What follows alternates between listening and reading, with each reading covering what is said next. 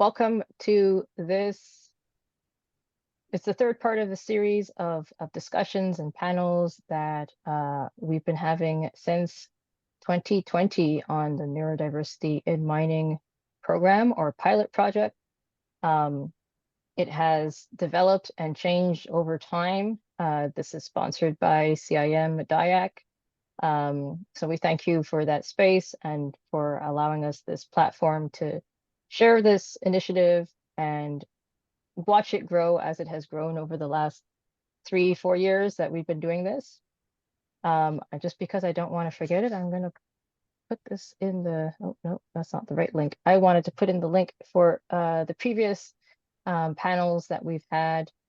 Let me click on that, hopefully without it playing automatically.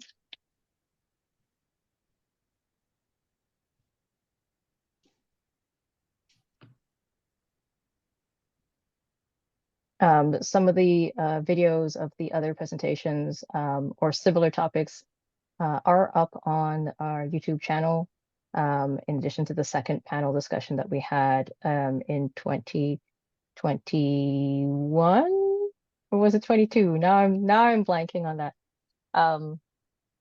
So to start, at least I like to give a land acknowledgement. So I am in the city known as Tiohtià:ke, or colonially known as Montreal. This is the unceded territory of the Kanehkatha and the Haudenosaunee Confederation.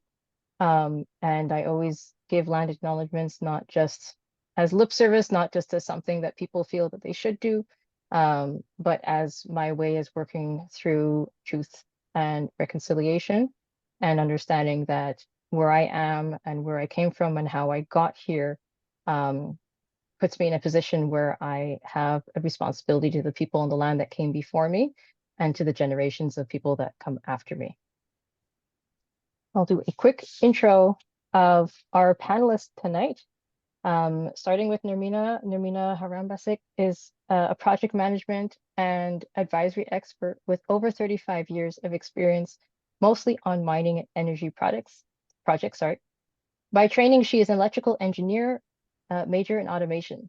Nermina is a member of DIAC and one of the initiators of the Neurodiversity in Mining campaign.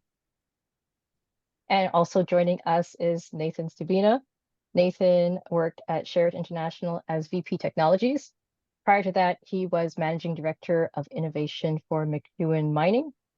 With 30 years of international industrial experience, Nathan also worked at various major mining companies, including Barrick Gold Corp, Noranda Inc., and Falconbridge Limited.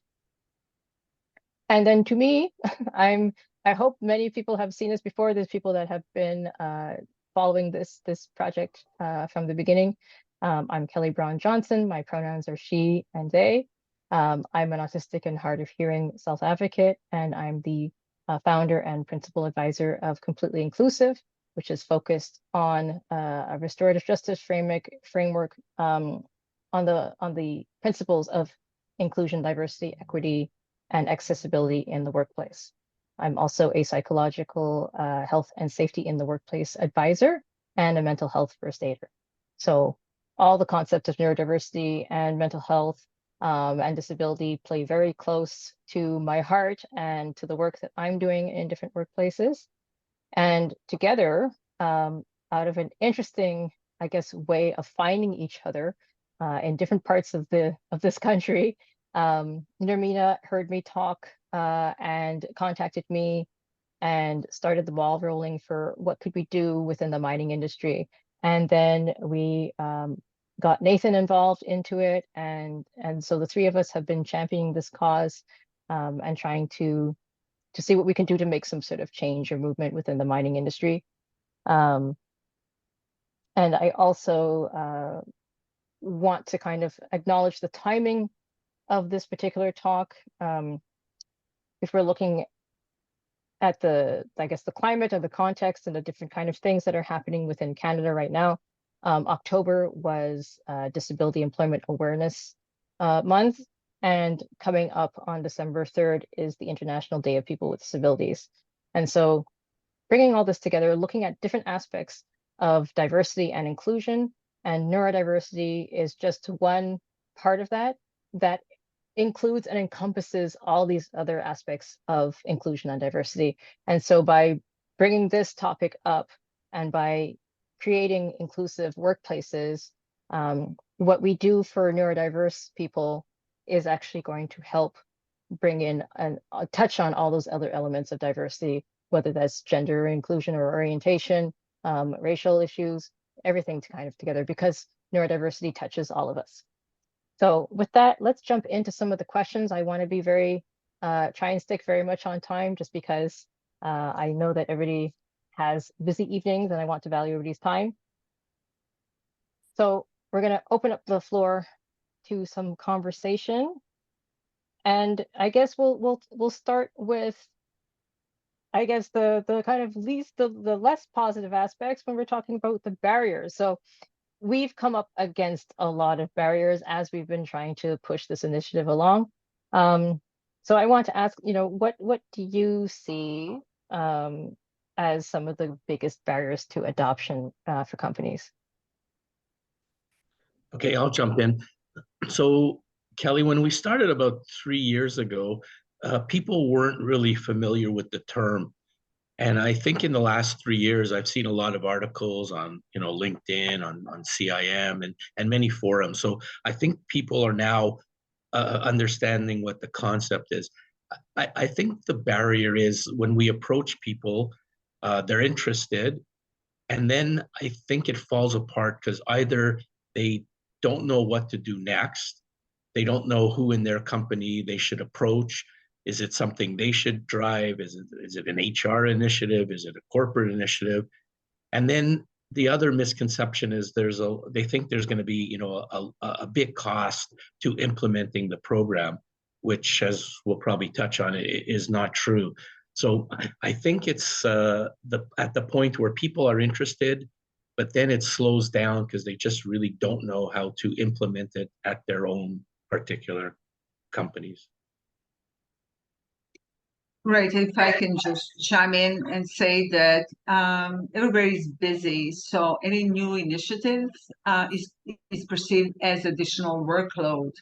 In many ways, you can compare introduction of neurodiversity, although among ourselves we agree it's not big task, is going to be interpreted as introduction of new process, new procedure, something new which requires change management and stuff of that nature. So it just, in my mind, just falls down on the list of things to do. It's not necessarily priority. It's not seen that way. And I guess also, like, change is hard, change is slow, and yeah, working with a behemoth of a company, yeah. Great, and we can definitely talk about that, the need for a change, because we are being pushed to change, whether you like it or not. So we better accept that as a part of our daily life, rather than something that's going to happen at certain, twice a year. It just speeding up every day. So we can talk about this, how neurodiversity can actually help that process. So I'll leave it there for now. So that actually kind of leads us to the next question. Kelly, you've seen this implementation in the other fields, and that really is something that inspired this group to bring this initiative to a mining industry. Other industries, being IT, being actually food services, have been doing this for quite a few years. I mean, if not decades, and doing it very successfully. And we do have a passion for mining industry. So we thought, hey, mining industry can do it. We have a talent, we have ability to do it. Why aren't we leading this this initiative, or in comparison to other industry? So from your perspective, Kelly, what do you see missing? What is missing within hiring process, because we are not seeing that being adopted at the same pace as the other industry. Why is that not happening from your perspective, as you've seen a few industries?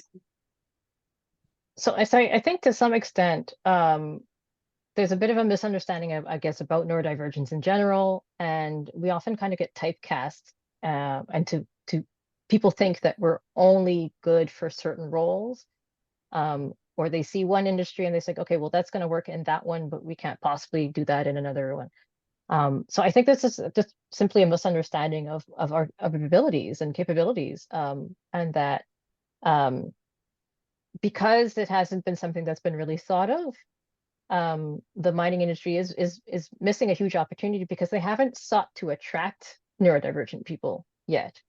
And I don't think that they really know even how, because they haven't got to that point yet. I think you touched on something, Nermina, that's really important, that, this planning for change, because it's going to happen. And there is already an issue where we're not able to find the candidates that we need. We're not finding the sufficient candidates that we need.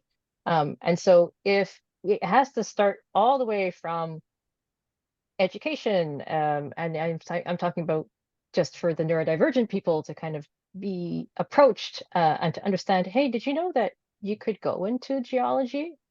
Or did you know that maybe, some being a site manager might actually be something that you might be suited to? They're not encouraged to go into those programs necessarily. And so I think it's going to take a lot of change in the sense of the mining industry has to kind of go and court us and explain what kind of tasks, what kind of jobs, what kind of careers might be available, what might be really suitable, and then attract us. So make sure we go through the education plan, that we're attracted, that we're interested, that there is a place for us. And that takes, like you said, that planning that we need to get to before we start having such a lack of people, of a workforce, that it's a crisis. Because right now the workforce that we currently have is aging. People are going into retirement. We do need, the jobs are there. The jobs need to be done. It's a matter of attracting the right candidates and getting them as early as possible, and maybe even training them to fit the industry that way. Just to follow up on that, so I know you do a lot of work with helping companies with their postings and so forth. So if you look at the ones from mining, would you say we're not wording them properly to attract this group? And also the industry is changing, more data analytics and AI and so forth.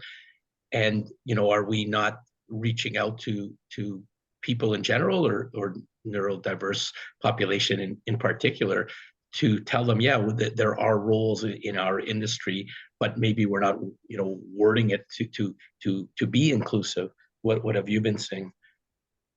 Yes, so I mean, I would say, if I'm talking about like autism, very specific, a lot, we're very rule based and we're very specific with the language, right?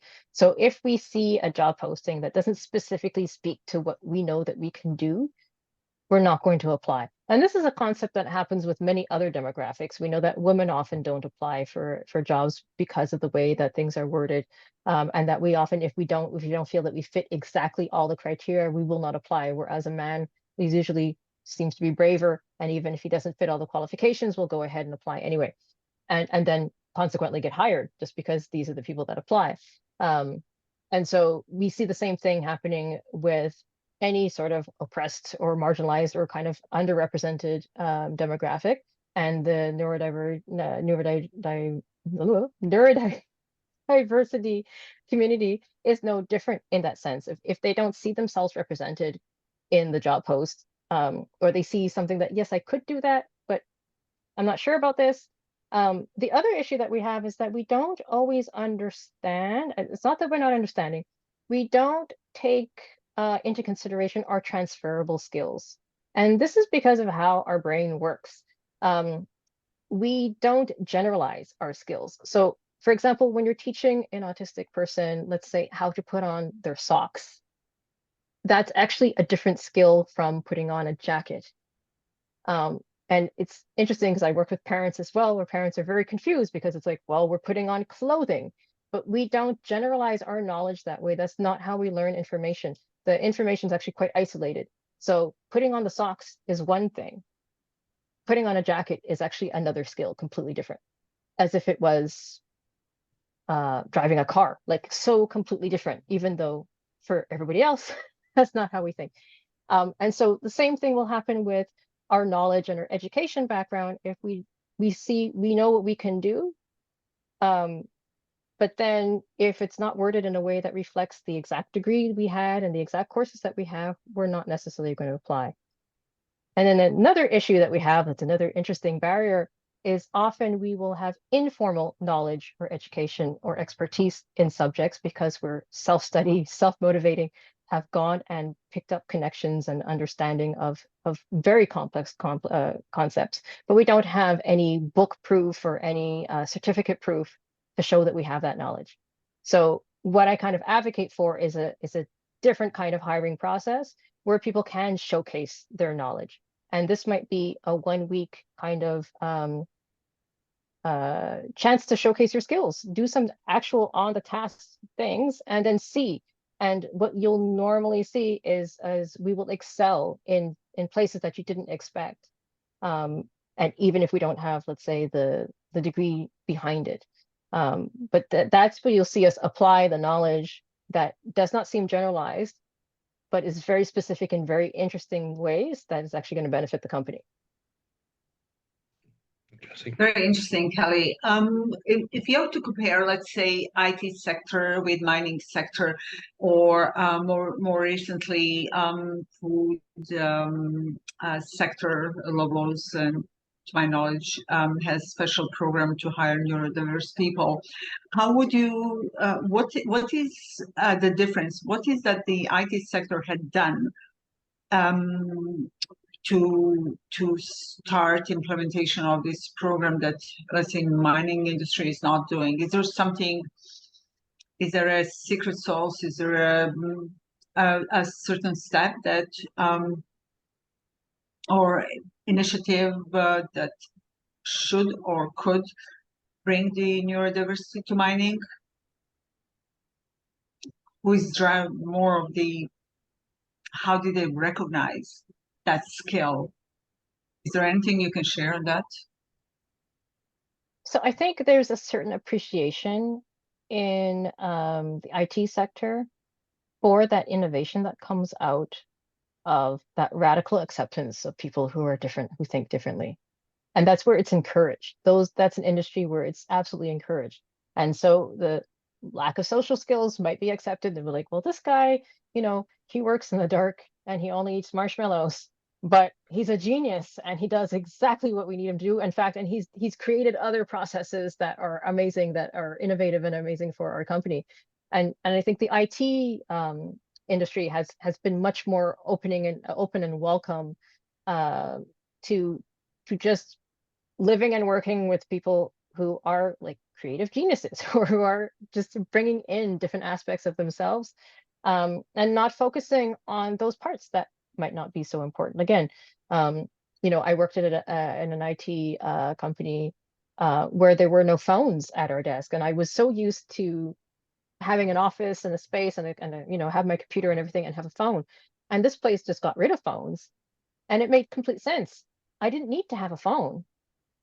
I was working in the background on spreadsheets and in different things and in Jira and doing my tickets and things, and looking at web code.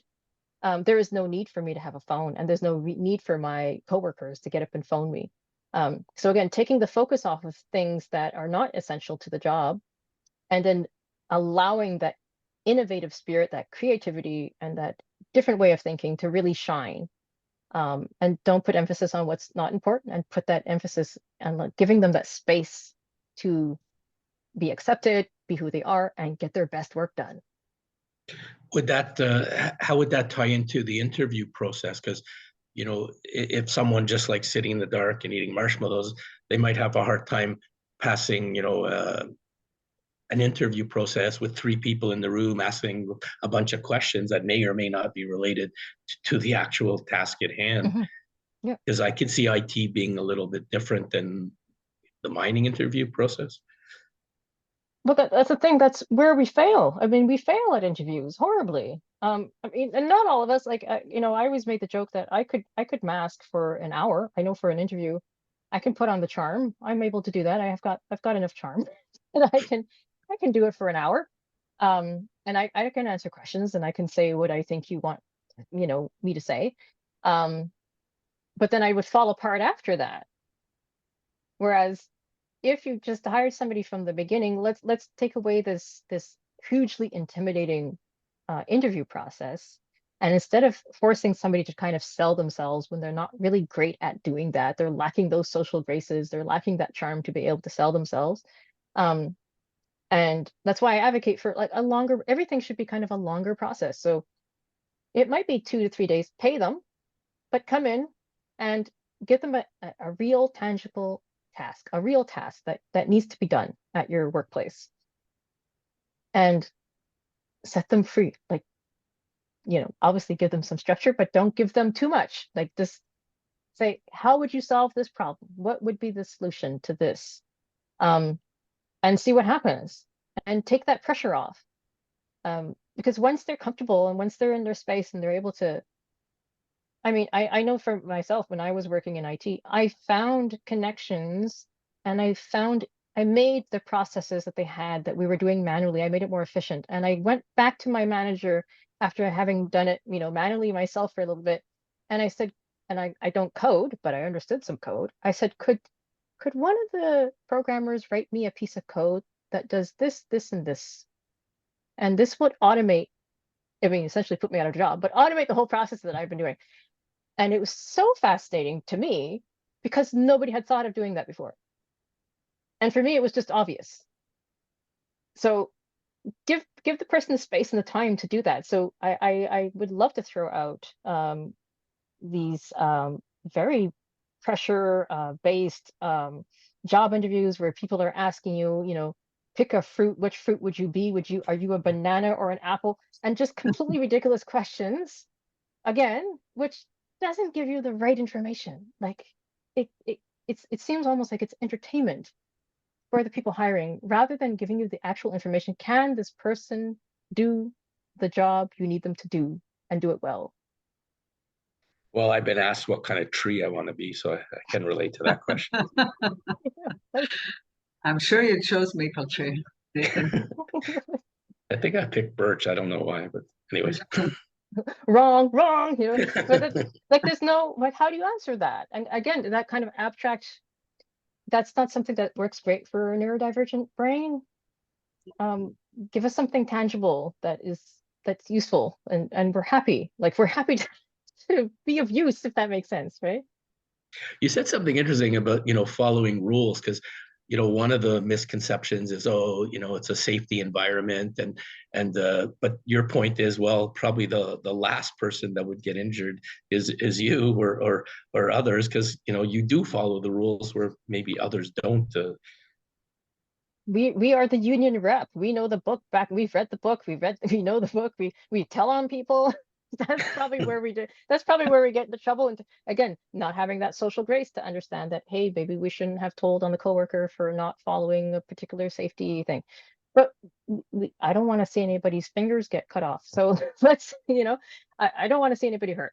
So yes, for sure, we are rule based in that sense. So if you give us a rule book and you tell us that we need to go through certain safety procedures, we're going to do our job that way every time, with very little leeway. And I can tell you that if we do slip up, we're going to feel really bad about it and probably beat ourselves up a bit for a while as well. There's a downside to that lack of flexibility. But in general, we're probably some of the safest workers out there.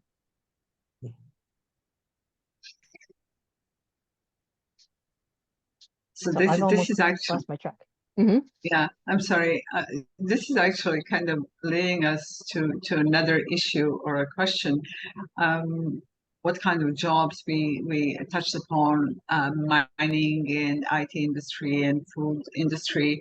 So what kind of jobs within, let's say, mining industry are adequate or best choice or selection for the neurodiverse people. And in a way, we kind of answer those questions, because in reality, we are all neurodiverse. I mean, we all approach the problem from our personal perspective. It's just that people who are labeled, I'm going to say, as neurodiverse, they take maybe where we have a half degree of in thinking, maybe they have 2 degrees in separation in thinking from the rest of us, and they see, but this is exactly what brings that innovation that you talked about, and that's what we need, especially nowadays. I mean, it's so innovation driven in all fields, and we feel under pressure to move the dial and speed up the process. When you look at the AI, for example, people who follow that field, they wake up every morning and there is a tsunami of new applications, new algorithms, new problems to solve, if you wish. So bringing neurodiverse people in such environment, and as you mentioned, Nathan, our environment is becoming more and more digital. So that natural inclination toward precise solutions and frankly training that lots of neurodiverse people end up with, which is in the IT sector, is kind of leading almost its natural fit for the mining industry. So in my mind, the mining industry really has to take a step back, take a deep breath. It's end of the year, and say, what are we going to do in 2024 differently, and move the industry into the should I say new age, probably, and start implementing the solutions that are available out there that have been implemented in the other industries. Why aren't we doing it?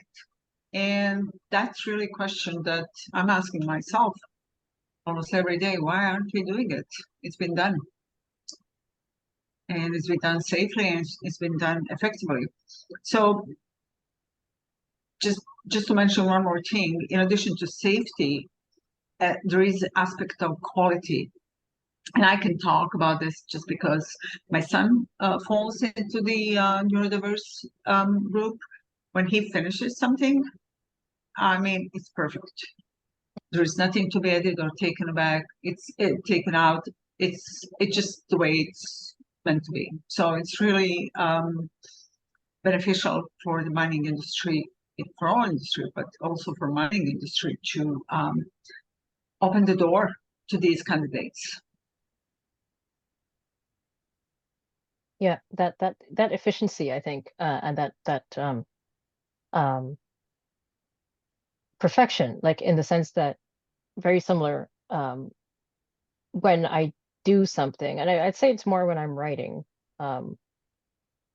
When I write, I don't really do drafts of things. I write once, and it's almost perfect. I don't want to say completely perfect because I feel weird doing that, but it is almost perfect. I send it to the editor, and the editor does a few. And she told me, she goes, "I like editing your work because I don't have to do very much." So she says, it's a few things here and there, and it's done. And it's very quick. And I've always made jokes, and I've made jokes in these some of the last presentations and things that we had, was the fact that everything is done on time at that time. So it could be the night before, and it's very frustrating for somebody who's managing me because they don't see any output. But then once it is done, it is done, and it's done, and it's almost perfect, and here you go. So that's a whole other discussion thing. But that is not unique to me. That is something that many neurodivergent people are able to do. And I'd say that's also with ADHD. There's a lot of people who thrive under that last minute pressure. And so that can be beneficial, not just to the mining industry, but to any industry where you're working at things that have to be done at certain times, and there has to be a certain amount of quality. These are the people, and again, not to exploit them, but to use those talents to your benefit, and to allow people to do that, because when they're able to work that way, it's much more fulfilling and satisfying for me than to be told that I have to work slower or that I have to work over a longer period of time. It's very satisfying for me to use those tools and the talents that I naturally have and be able to say, yes, I did it in 2 hours and it's done and it's perfect and here you go. And so just from an employee perspective, it's a much more satisfying experience for the employee, and it's definitely a quality experience for anybody who's managing them. Again, if you leave them that space to work that way. So it's not just a mining thing. Everybody can benefit if they allow their employees to work that way and they really allow them to shine that way. Exactly. So we actually did go through the process of pilot program, and Nathan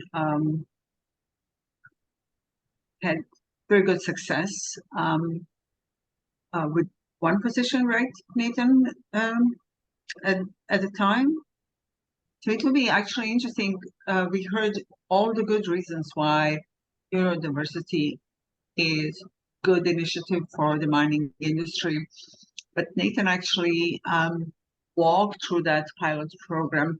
It will be really interesting to hear your perception, your learnings, Nathan.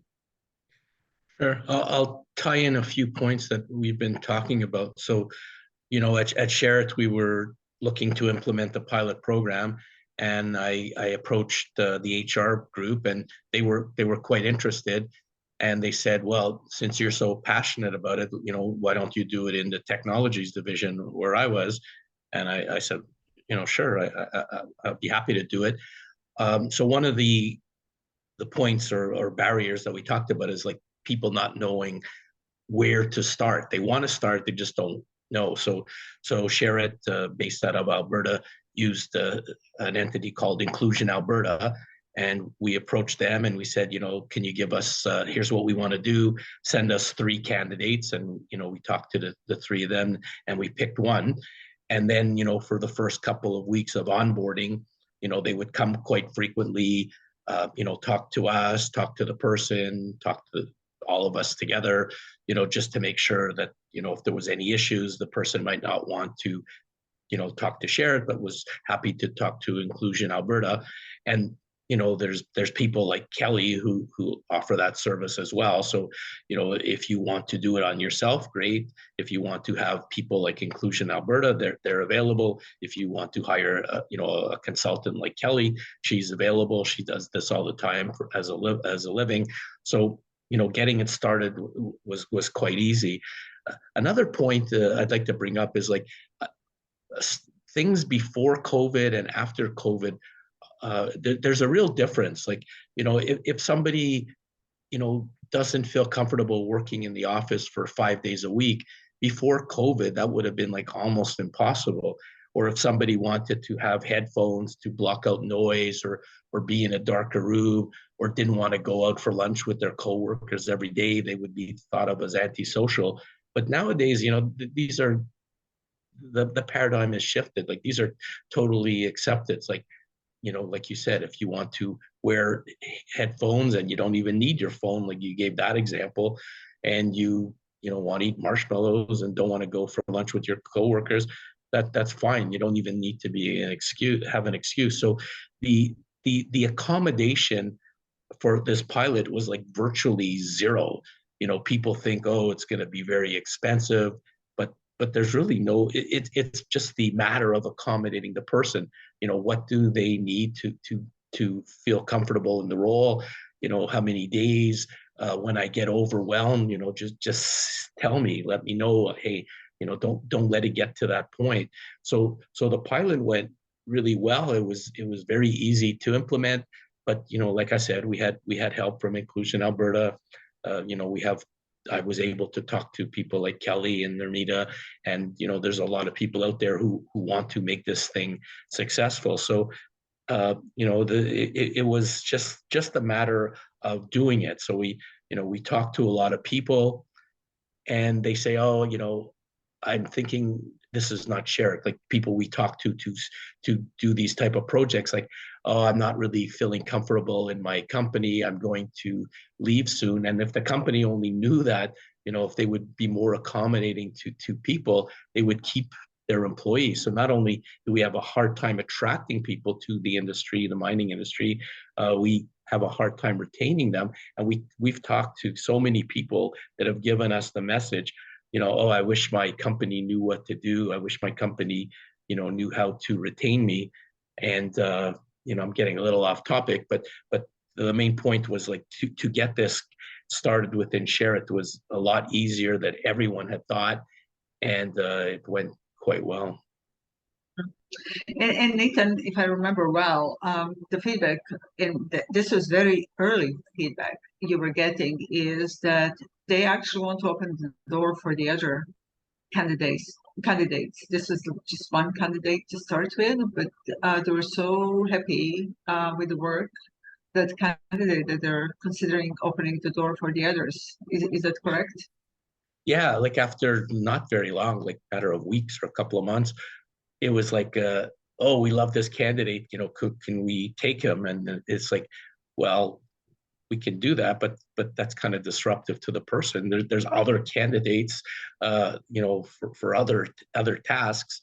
So it's like, yeah, we'll once you have the first success, it's really easy to build on that and hire a second person and a third person and so forth. Or for other companies to talk to Sherritt and say, hey, I heard you did this pilot. Was it what was involved? So the answer, the long answer to your question is yes, it was successful, and then other people were looking at duplicating it for their own divisions or tasks. So basically, within the company, people were fighting for that candidate. Everybody wanted that person for their department. Is that what you said? Well, now that they knew this person was a good candidate, they wanted that person. But the point was, no, yes, that's a possibility. But there's others, that we interviewed 3 and we picked 1. So obviously there were 2 others. By the way, Kelly, I don't know if you know, there's a question in the Q&A. Yep, I think if it's okay with everyone, if we just will answer the questions towards the end, that's all right. Okay. Yeah, there is one point I just want to make, and I was watching the interview with, I believe, Walgreens VP, who implemented neurodiversity in his organization, and the feedback from the colleagues of the neurodiverse people were absolutely amazing.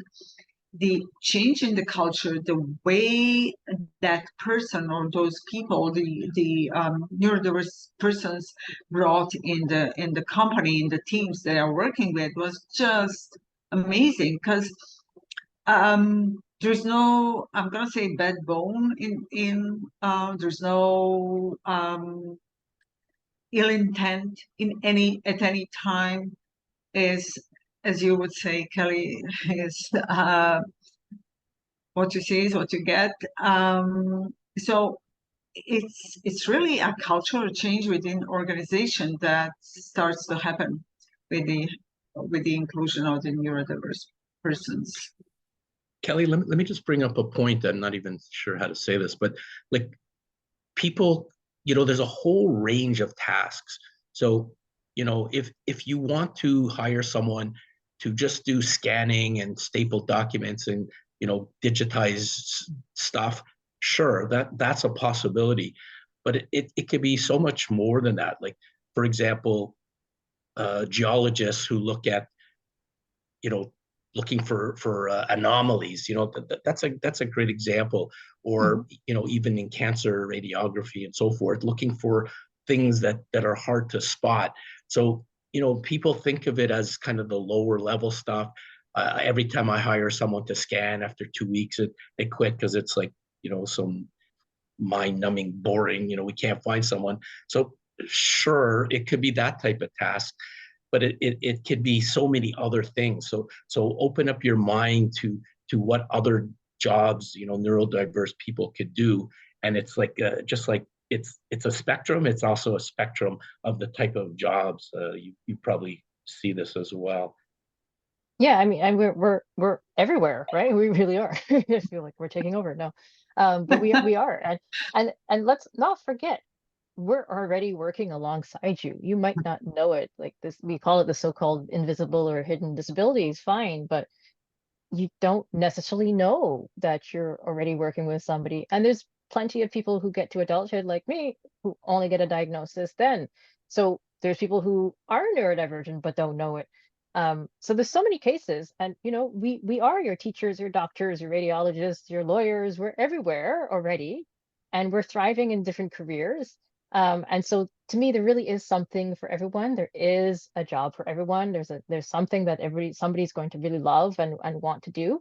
And so it's important not to typecast us. And to say, okay, well, we're only good for this particular position. Again, like you said, it's a huge umbrella, a huge spectrum.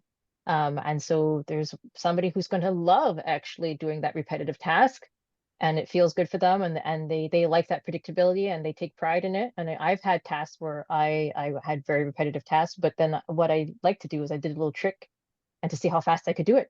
And so it was my own little competition with myself, but that's what I enjoyed. And so it could be some people want more diversity in their own task and their day, and they want to be able to control their time. That's different. There's totally different ways of looking at things and ways that people are going to have satisfaction in their different careers. So there is really something for everyone. And it's just about opening your mind and allowing those people the space to come in.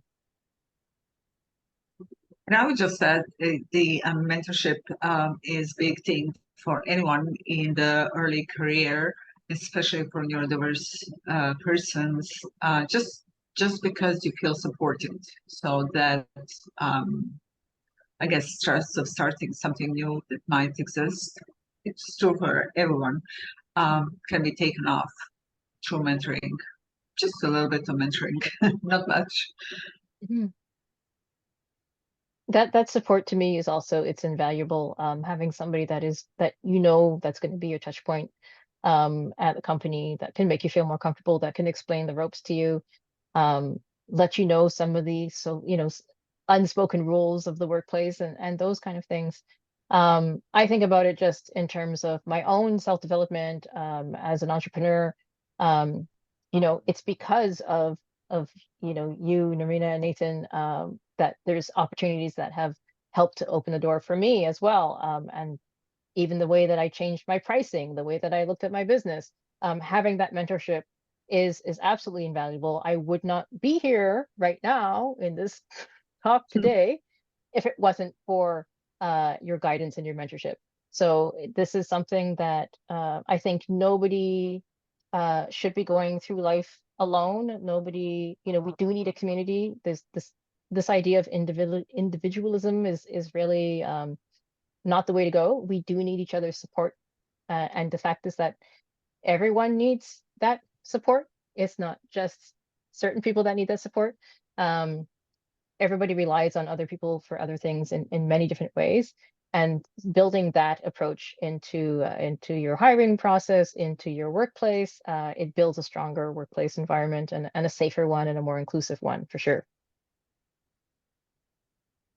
So I guess the question is from here, because ultimately what we are trying to do and what we are doing, not trying to do, what we are doing is we are inviting mining community, we are inviting decision makers, we are inviting colleagues of the neurodiverse people who are already part of the organization, their managers, to expand the space for the neurodiverse people, because it's good business. It's simply, there is no other reason. If we just stick to the business reason, it's a good business. So this is the purpose of this initiative. So Nathan, where do we go from here? It's up to you to solve this problem. By yourself. Yeah. Yes. Yeah, that's a good point. Like, we're not doing this as a charity, and we're not doing this for altruistic reasons. The mining industry claims that it needs to attract a lot of workers, a lot of people my age, like you said, are going to retire. So we're doing it for the mining industry.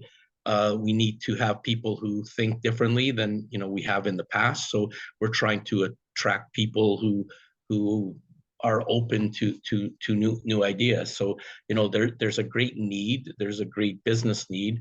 So we're all involved in this for different reasons. But it's not just another feel-good initiative, or like I said, a charity. It's more than that. So we're trying to get the message out there. Kelly's an excellent speaker. She gives talks at the CIM conferences. I run this webinar called Bits and Bytes, and she was one of the guests, and that's online somewhere. The DIAC people of CIM, Diversity Inclusion Committee, has used her as well. So, if you need speakers for your companies, if you need people to explain what this initiative about, any of us can do it. But Kelly's, doing this as a business. So, we're really trying to get the message out there that it's a need for the mining industry. It's not as daunting as you would think. If you're willing to be accommodating, and that could be for any number of people or any number of reasons, then you'll be able to attract people to the industry. That's really where we are now. There's no shortage of people who say they're interested, but it kind of lags or slows down getting mining companies to start the initiative. And it could be one person as a pilot. It could be one person at every one of your operations if you have many operations. So it's easy to get started. It's just that we're now at the point of let's get companies to move, to act. So we are putting out the call to the mining industry to start doing it, start implementing the program. As Nathan said, reach 23 of us, and we'll help to the maximum we know and we can. So maybe it's time to move on to Q&A. Well, I just wanted to kind of touch on just one last question. Sure. If there's somebody who's listening and watching, and I mean, I have my own answer to this, but I want to hear your perspectives first. If they're interested in getting started, where should they start? What level of the company should be championing this first? Is it a department issue? Like how do you see it working? Like, where do you think that businesses should start if they want to do this tomorrow? Okay, so yeah, I think it's multi-pronged. So, it could be driven from corporate. It's like, the VP of people, HR, could say, okay, that, we want to do a pilot, and, we'll implement it at some division. In my case, it was really me kind of running the technologies, saying, hey, I want to do it in technologies. Like I had the technologies is like 50 people. I had the power to, the budget for one extra person wasn't going to break the bank. And, using Inclusion Alberta is, pretty small. And so I was able to do it. Or I think it's even, a lot of companies have ERGs, and, if there's a group of group who gets together and say, hey, our company is not inclusive enough. We might have a gender program, or we might have some other program, but we want to do something on neurodiversity front. So I think, I think all three of them working together would be great. Some champion at the corporate level, somebody in the plant or some division, willing to put the effort, like myself, to get it started, and then, talking to the people in the group, and then, at a 50, there'd be a handful of people who really have a vested interest in that particular topic. So I think, multi-pronged would probably be the best way to get this going. I would just say, sorry, agreed. But the fastest way would be when it gets driven by the executive management. It's just fastest way. I'm not saying it's best way, it's just fastest way. And really, from my perspective, I would put that out as a challenge to mining executives to, as I said, step back and say, okay, 2024 is ahead of us. What can we do differently for the mining industry? And let the neurodiversity be one of those things that we will change, because to me, it equates to innovation. It equates to expansion of the inclusion, diversity. We already have diversity, but it actually implements the inclusion part, which is often missing. So, from my perspective, it's a call out to the industry. So Kelly, I think it's different than like a quota. Like, a lot of mining companies might have like 30% women on the board, or 50% of the workforce in 10 years or 20 years. Like, mining's pretty low. It's something like 18% right now. So, companies say, well, let's double that by certain year. This one's a harder one to put a quota on, because like you said, it's hard to, people don't know, people might be afraid to say they're part of some group. So it's not a quota, it's just kind of the right thing to do type of approach. But you said you had an answer, so let's hear your answer. Oh, well, I mean, just, I really feel that it has to come from all directions of the company. It's not a single issue, right? Diversity is definitely not a single siloed issue. It's not just relegated to HR. It's got to be everybody approaching this together in a community sense of how can we make inclusion our priority. And so coming, if it's a directive from the top down, from the VPs, fantastic. But those bottom up people also have to be on board with it as well. You've got to get that buy-in as well. So if everybody's working on it together, everybody's being sensitized and educated together, everybody's receiving the training that they need. To me, this is how it's going to work, because you can't just plop somebody in to an environment that is not going to be culturally safe or psychologically safe for them. Everybody plays a part into this movement. I want to get to questions now, because we've got about 7 minutes left. Peter had asked, what's your opinion on the cultural acceptance aspect at companies, where accommodations, especially for non-visible conditions, are seen as a privilege instead of a right? What is the best way to inform and change public perception at all levels? So should I take that? I could take. Well, so it's touching again on that sensitization issue, understanding that we're bringing in equity rather than equality. When somebody has an accommodation, it is not a bonus. It is not an advantage. It's bringing that person equity. Also, if we're looking at it from just a company perspective and a legal perspective, it is a legal obligation of businesses to accommodate people.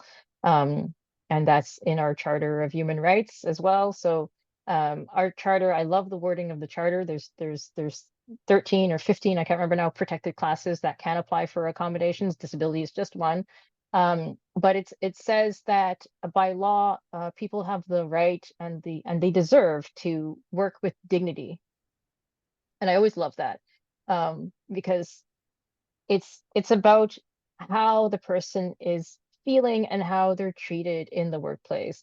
And so when somebody's requesting an accommodation, it's about preserving their dignity, their privacy, their right to be able to work and be comfortable at work.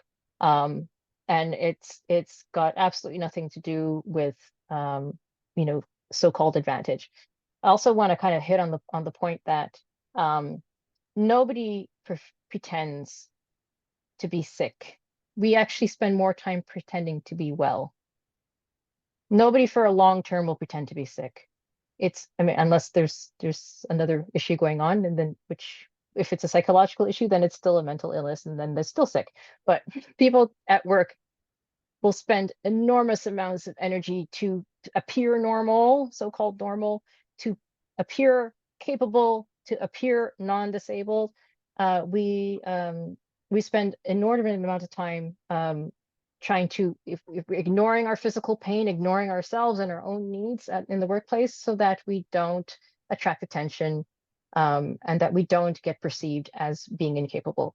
And so when somebody's asking for an accommodation, it is much better as an approach, and a more inclusive approach, and a more just approach, if we believe them and we support them. Also, we know long term that is actually cheaper and more cost effective than all the different issues that can arise from somebody who is unwell because they're not supported in the workplace, or again, they leave. Like Nathan was saying, a lot of people just leave. The loss of that employee is your most expensive loss for most businesses. There was a second question. It's 2 paragraphs. I'll read the second paragraph first. So it says, I often worry when we discuss neurodivergent people and their superpowers stemming from their condition that can be harnessed for monetary gain, and what protections or rules should be implemented to prevent inclusion from straying into exploitation. Yeah, 100%. And I mean, I've considered that and thought about it in the way that, even the way that I present the work that I'm doing now, because there was a lot of that rhetoric of, hire disabled people because they're most loyal, they need a job so much, like almost that they're desperate, so they'll take any situation, any salary, any treatment, and They'll never leave. and so it's out there, right? That is out there for sure. And there are definitely cases where that is the truth, where we are, especially if I just go into the stats for autistic people, our unemployment rate is at 85%. And that's regardless of our education status or any other status. We are overlooked and underestimated most of the time. And so, yes, sometimes there are going to be people who are in precarious housing situations, who are basically desperate for a job, and who will accept any treatment and any salary that is given.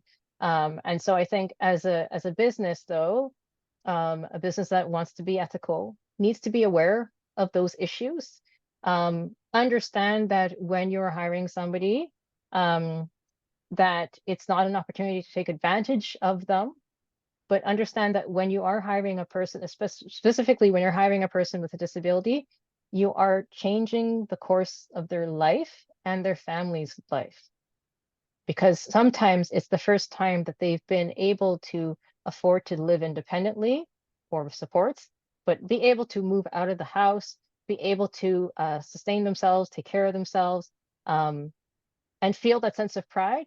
And the family that was supporting them or continues to support them also has a great sense of relief, because a person who has disabled kids, their first worry is what happens when I die and what's going to happen to this person.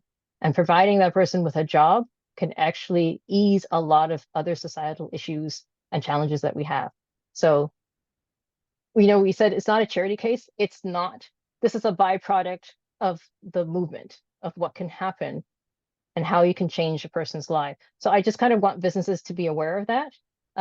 It's not about exploiting somebody for a particular talent. It's about allowing that person to shine, allowing them to live their best life, have the best quality of life, allowing them to work in a way that works for them, use their talents for sure, but not to overburden them, not to exploit them in that process. That's a great answer. Kelly, we're at the top of the hour. Mm-hmm. So that was a lot, I think, in an hour. Again, I didn't make any slides or anything. If people want to contact us, well, actually what will happen is I'm going to save this recording. We'll be sharing the link afterwards. I can email everybody the link once it's up. And that way people will have our contact information. I can send over some of our resources as well for those who are interested. And I think that would be, I guess, helpful, and the best way that people can get in contact with us if they want to take this momentum and run with it. I'm very easy to find. I think I'm the only one with my name on LinkedIn, and probably the same with you too, but I can't promise that. If Yep. Yeah, Yeah, I I would think all just of us. invite everyone really who is in a position, any kind of position to implement the program in their organization to please do so. We did inspire a couple of companies that are outside of mining, and it's really rewarding to see. Sometimes you do a smallest thing and then you reap the really good results, and it did happen in this case. But we would really like mining industry to shine and lead, and not to stay behind IT and food processing and other stuff. I mean, mining is a core business for all of Canada, and it should lead in every possible way, whether it's innovation, whether it's the implementation of neurodiverse program. So again, call to mining professionals, please start leading. Yep, Well, just reach out. thank you. Yeah. Thank you, everyone. Thank you. Thank you all. Thank you to DIAC and CIM for giving us the space to share this program. Thank you. Thank Thanks. you.